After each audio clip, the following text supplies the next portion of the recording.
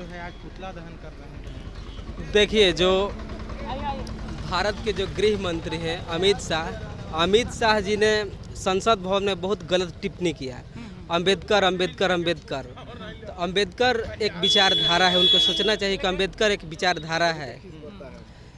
और अंबेडकर को इतना नीचा दिखाना दलित समाज के नाम पर उनका जो है वो क्या कहते हैं, गलत मानसिकता को दर्शाता है। तो अंबेडकर के विचारों को न फॉलो करिएगा कि उनका नाम का पूरा जो है नारा लगा। बताइए, जिस व्यक्ति का हम नाम नहीं ले सकते हैं उनका विचार का हम कैसे फॉलो करेंगे? तो रोड पर लोग चौराहे पर चिल्लाते रहते हैं। बताइए, जिनके लिखे हुए संविधान से देश चलता है, बताइए, तो उनका हम नाम नहीं लेंगे? भगवान का नाम लीजिए तब न भगवान, रहिएगा।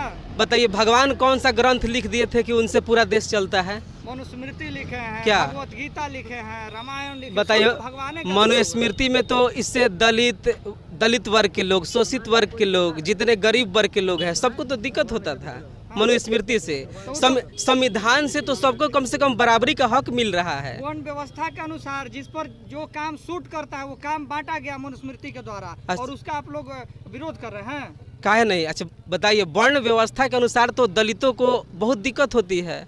तो हम इसका विरोध नहीं करेंगे तो क्या करेंगे? उसका हम सपोर्ट करेंगे। भगवान को तो बाबा साहब के संविधान के माध्यम से घर मिला, छत मिला, और वो लोग क्या बोलेगा?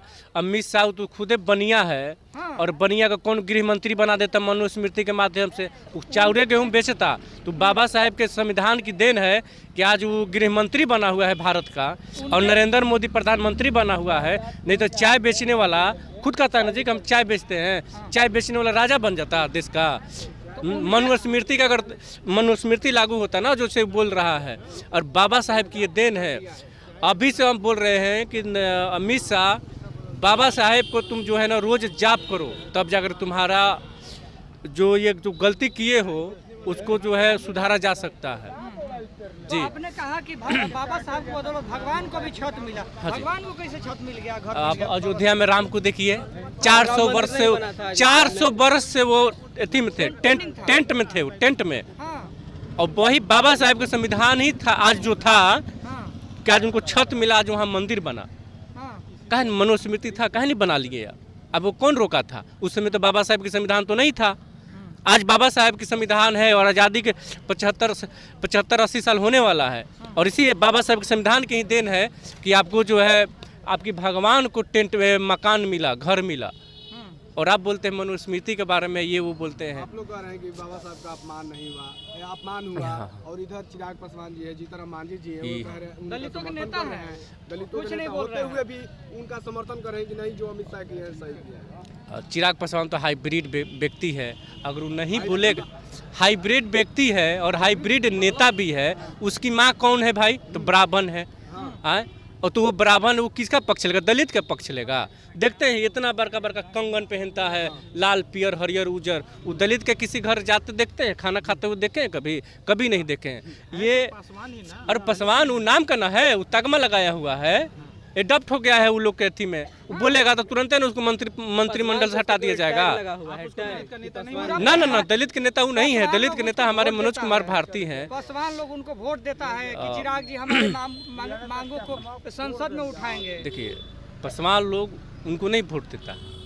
पासवान लोग जो है अपना नेता को वोट देता है, ठीक है ना। अब वो जीत गए हार गए, वो बात की बात है, ठीक है ना। अब बात है ठीक है, हम आपको वोट दे दिए और आप हमारा ही हक मार लीजिएगा, तो हम आपको वोट नामे नहीं ना लेंगे? आपके नाम से नहीं ना हम जीत जाएंगे भाई। हम आपको वोट दे करके तो भेज दिए, आप MP बन गए, आप मंत्री बन गए, और अपने ही समाज का हक जो है मारा जा रहा है, तो आप नहीं बोलिएगा। उसी का बाप चिराग पासवान के पिताजी बाबा साहब की मूर्ति फोटो लगवाए थे संसद भवन में, तो गलत थे। वो रामविलास पासवान जी गलत हैं। इसका बेटा उनसे बड़ा हो गया है रामविलास पासवान से नहीं। आज उनके बारे में गलत बोला जा रहा है, तो इसको देखिए बोल देगा तो मंत्रिमंडल से हट जाएगा। इसको तो लालच नहीं है कुर्सी के, तो भाई कुर्सी के लालच में तो कोई भी कुछ बोलेगा ना। जीतन मांझी के नेता नहीं है। कुछ नहीं बोल रहे हैं। नहीं, वो लोग देखिए, वो लोग अपना कुर्सी बचाने के लिए जो है उसके सपोर्ट में है। अगर कल वो लोग का हटा दिया जाए तो कल ये लोग भी बोलेगा, लेकिन क्या करिएगा? कुर्सी बचाने के लिए तो कुछ तो बोलना पड़ेगा ना। तो इसलिए बस वो लोग अपना जो राजनीति चल रही है। अच्छा, आप भी बताइए। राहुल गांधी जी जब से उन्होंने कहा अमित शाह ने अम्बेडकर तब से राहुल गांधी सबसे बड़ा बाबा साहब का फैन बने हुए, कहते हैं मैं सबसे बड़ा भक्त हूँ बाबा साहब का। उनको क्या कहें? देखिए, राहुल गांधी हो या अमित शाह हो, वो दोनों व्यक्ति बाबा साहब का अनुयायी नहीं है। उन्होंने दोनों व्यक्ति ने बाबा साहब का अपमान किया है।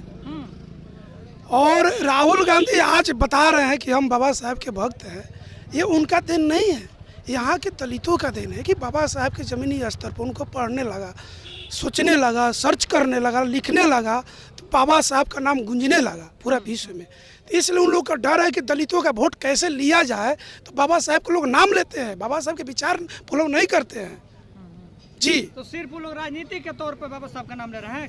बिल्कुल बिल्कुल, राजनीति के तौर पर जब चुनाव आया था तो उन्होंने नारा दिया था कि संविधान बचाने, संविधान बचा लिया, दलितों के वोट ले लिए और दलितों के वोट कर लेकर और दलितों का अपमान कर रहे हैं नेताओं को। एक तरफ जब बाबा साहब चुनाव लड़ रहे थे तो उनके पिताजी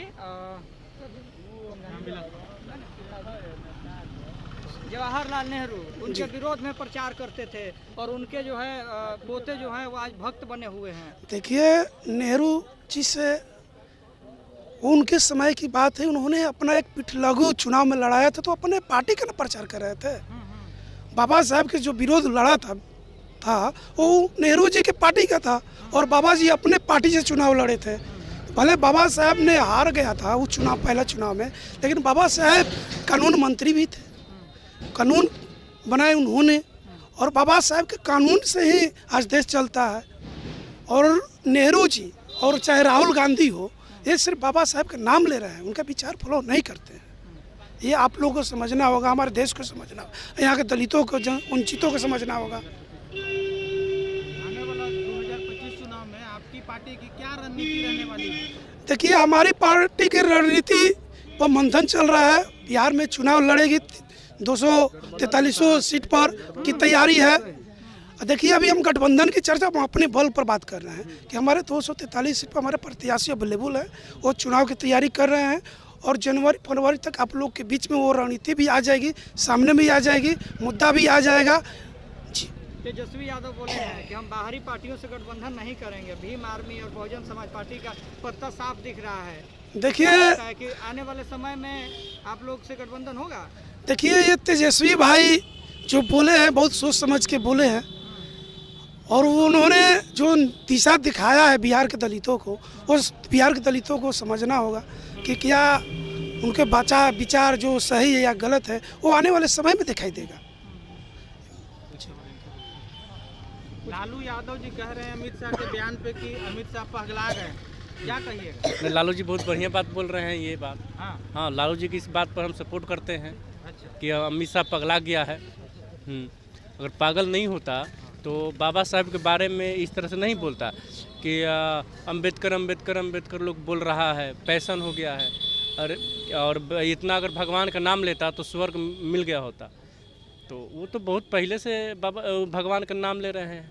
वो स्वर्ग जाकर देख के घूम के आए, फिर गृह मंत्री अति करेंगे, रहेंगे, बनेंगे, वो चले जाए। हम तो कहते हैं भाई अब जाइए। और हमारे लिए तो स्वर्ग बाबा साहब ने यही बना कर दिया है और हमारे लिए सब स्वर्ग वही यही है भाई। हम और बाबा साहब को ही आधुनिक भारत का वो भगवान है और दलितों को, वंचितों को, महिलाओं को, वो उनसे बड़ा भगवान कोई नहीं है। अब देखिएगा वो जो बहस चल रहा था, वो मेंटली वो डिस्टर्ब हो गए थे। जो कानून ला रहे थे और बीजेपी की जो सरकार कानून ला रही थी, उनका कानून पास नहीं हुई। वन इलेक्शन वन, वो एक देश वन नेशन वन इलेक्शन कानून का फेल हो गया। वो तिलमिला गए। तिलमिलाने के बाद क्या हुआ, को बाबा साहब पर वो बोल दिए। उनको कोई लगा नहीं कि भाई क्या बोले नहीं बोले, बोल के वो फंस गए हैं बेचारे। तो वो जो है कानून जो फेल हुआ ना, पास नहीं हुआ, इसमें वो तिलमिला करके जो है उटपटांग जो है बातें वो बोल रहे थे। उस दौरान हम लोगों ने सुना था कि हिंदू कोड बिल पर वो भाषण दे रहे थे, बोल रहे थे, उसी के दौरान ही बात आई थी। अगर आज यहाँ बेटियों को अगर उसके बाप में हक मिलता है तो बाबा साहब की देन है। अगर यहाँ महिलाओं को सम्मान मिलता है तो बाबा साहब के देन है। नहीं तो यहाँ यही देश में महिलाओं को उसके पति को मर जाने के बाद जिंदा जला दिया जाता था। आज अगर वो स्वेच्छा से सम्मानपूर्वक ज़िंदगी जीती है तो बाबा साहेब की देन है। और ये लोग पागल हो जाने के कारण सही बोले लालू जी, इस पर हम उनको समर्थन करते हैं। चलिए धन्यवाद।